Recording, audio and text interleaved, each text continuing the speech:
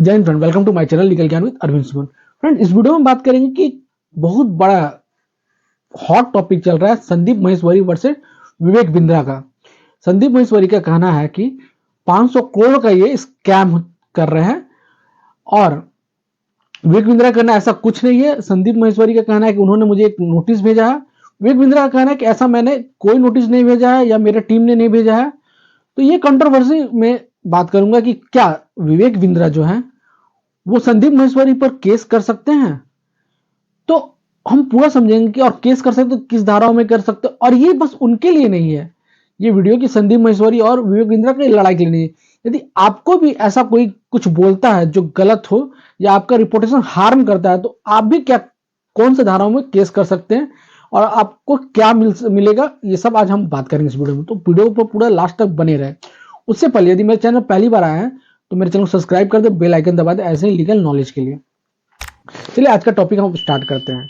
संदीप महेश्वरी के शो में कुछ लड़के आते हैं, बताते हैं कि हमें कोर्स खरीदने के नाम से और बिजनेस का कोर्स खरीदने के नाम से हमसे पैसा लिया गया, बट कोर्स से कुछ फायदा नहीं हुआ हमें।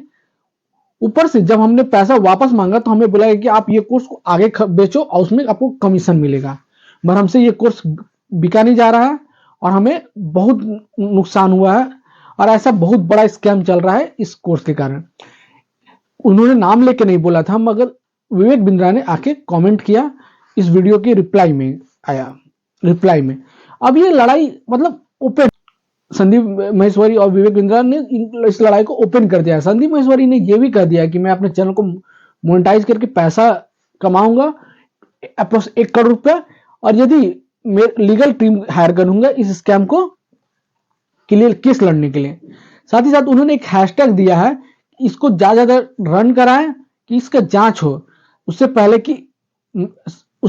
कि विवेक बिंद्रा देश छोड़ के भागने दे जैसे बाकी स्कैमर भागे हैं। इतना बड़ा ये लड़ाई चल रहा है, इतना बड़ा ये सोशल मीडिया पर लड़ाई चल रहा है। तो अब हम बात करते हैं कि यदि संदीप महेश्वरी जो बोल रहे हैं वो झूठ रहा या जो भी है, क्या विवेक बिंद्रा उनको सच में नोटिस भेज सकते हैं और सच में क्या उन पर केस कर सकते हैं। यदि आपके खिलाफ कोई बोलता है या कुछ पढ़ता है या फिर रिप्रेजेंट करता है या विजुअल करता है ऐसा कोई वर्ड जिससे आपका रेपुटेशन हार्म हो या फिर ऐसा बिलीव हो कि इससे आपका रेपुटेशन हार्म हो सकता है, तो ये सेक्शन 499 आईपीसी के अंडर डिफॉर्मेशन का केस बनता है। पर इसमें कुछ एक्सेप्शनल दिया गया, उस एक्सेप्शनल यदि वो आता है एक्सेप्शनल के अंडर आपका स्टेटमेंट तो आप पर ये केस नहीं बनेगा। वो 10 एक्सेप्शन दिया हुआ, मैं आपको सेक्शन का सारा एक्सेप्शन बताऊंगा कि क्या क्या एक्सेप्शन दिया हुआ है सेक्शन 499 आईपीसी में। तो ये खाली बस संदीप महेश्वरी के लिए नहीं, यदि आपको भी कोई ऐसा वर्ड बोलता है या रिप्रेजेंट करता है या फिर पढ़ता है जिससे आपका रेपुटेशन हार्म हो तो आप भी उस पर केस कर सकते हैं। डिफॉर्मेशन का, मानहानि का केस कर सकते हैं अंडर सेक्शन 499 और उसका पनिशमेंट दिया हुआ सेक्शन 500 आईपीसी में। वो हम बाद में बताएंगे, पहले समझ लेते हैं कि कौन कौन केस कर सकता है और इसका एक्सेप्शन क्या क्या है।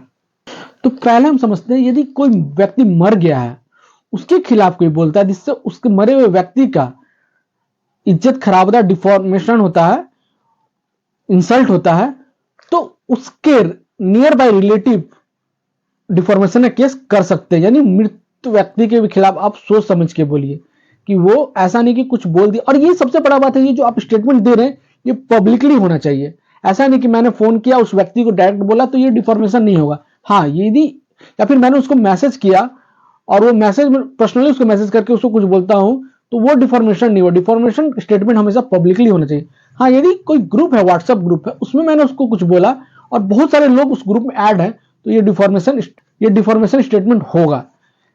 या फिर आपके सामने कोई थर्ड पर्सन खड़ा है तो भी हम बोलते हैं तो तीसरा पर्सन सुन रहा है तो वो भी डिफॉर्मेशन स्टेटमेंट होगा। मतलब आप दोनों के सिवा कोई और व्यक्ति होना चाहिए, एक भी होगा तो चलेगा या ज्यादा भी होंगे तो भी चलेगा, मगर दोनों के बीच में कोई ना कोई और होना चाहिए थर्ड। यदि आप किसी कंपनी के भी अगेंस्ट बोलते हैं कुछ तो वो भी डिफॉर्मेशन होगा। वो भी आपका जो इंस्टीट्यूट होगा, जो कंपनी का होगा, चेयरमैन हो या कोई ऑथराइज पर्सन, वो आप पर डिफॉर्मेशन केस कर सकते।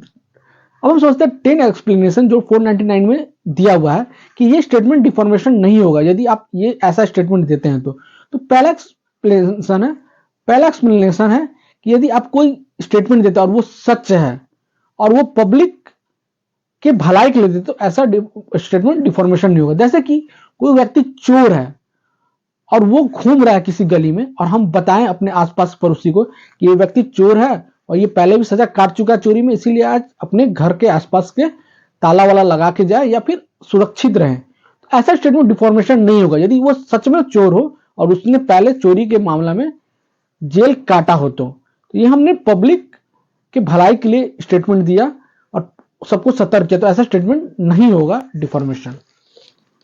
दूसरा एक्सप्लेनेशन है कि यदि कोई पब्लिक सर्वेंट है वो पब्लिक ड्यूटी में गुड फेथ में कोई स्टेटमेंट देता है या कार्य करता है तो वो उसके जो कार्य है वो डिफॉर्मेशन में नहीं आएगा। चौथा एक्सेप्शन है यदि कोई व्यक्ति कोर्ट प्रोसीडिंग को अपने रिपोर्टिंग करता है और वो सही रिपोर्टिंग करता है कोर्ट प्रोसीडिंग का, तो ऐसा स्टेटमेंट रिपोर्टिंग डिफॉर्मेशन में नहीं आएगा।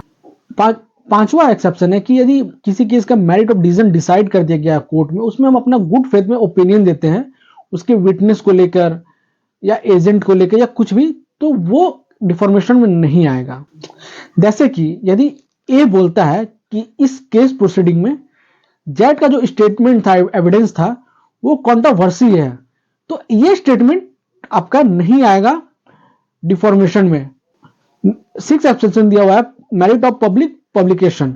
यदि कोई बुक पब्लिकेशन हो रहा है और हम उसमें रिव्यू देने हैं, यार ये बुक का प्रिंट अच्छा नहीं था, ये बुक का ग्रामेटिकली मिस्टेक है या कुछ भी आप स्टेटमेंट दे रहे हैं, गुड फेथ में दे रहे हैं, तो ये डिफॉर्मेशन में नहीं आएगा। ऐसे ही एक्सेप्शन में यदि आप स्टेटमेंट देते हैं तो आपका डिफॉर्मेशन के केस में नहीं आएगा।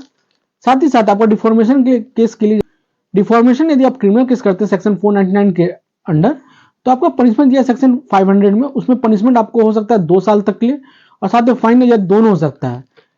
डिफॉर्मेशन केस में आप सिविल और क्रिमिनल दोनों कर सकते हैं। क्रिमिनल में आपको पनिशमेंट भी है, सिविल में आपको खाली कंपनसेशन है। आपने पूरा वीडियो देखा हो, समझ में आया होगा कि यदि कोई भी स्टेटमेंट है जो आप सच बोल रहे हैं और वो पब्लिक के भलाई के लिए बोल रहे हैं, तो ऐसे केस में आप डिफॉर्मेशन के सेक्शन के अंडर नहीं आते हैं, आप डिफॉर्मेशन स्टेटमेंट नहीं कहलाएगा वो। यदि संदीप महेश्वरी ने जो भी स्टेटमेंट दिया है वो गुड फेथ में दिया है और वो स्टेटमेंट पब्लिक के भलाई के लिए भी है, यदि वो सच निकला तो विवेक बिंद्रा संदीप महेश्वरी पर कोई केस नहीं कर सकते, यदि करते भी हैं तो वो हार जाएंगे। ऐसे वीडियो देखने के लिए हमारे चैनल को सब्सक्राइब करें, बेल आइकन दबाएं। जय हिंद फ्रेंड।